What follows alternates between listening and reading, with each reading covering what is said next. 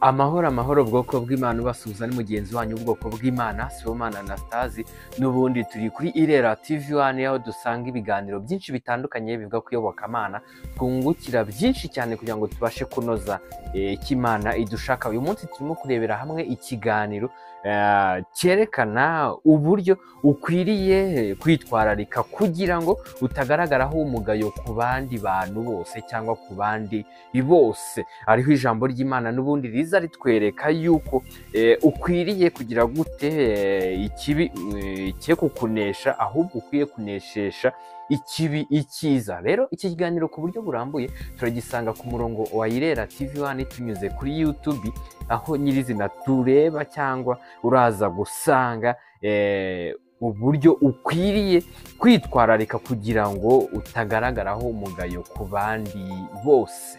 Urakoze cyane, amahoro y'Imana abane nawe.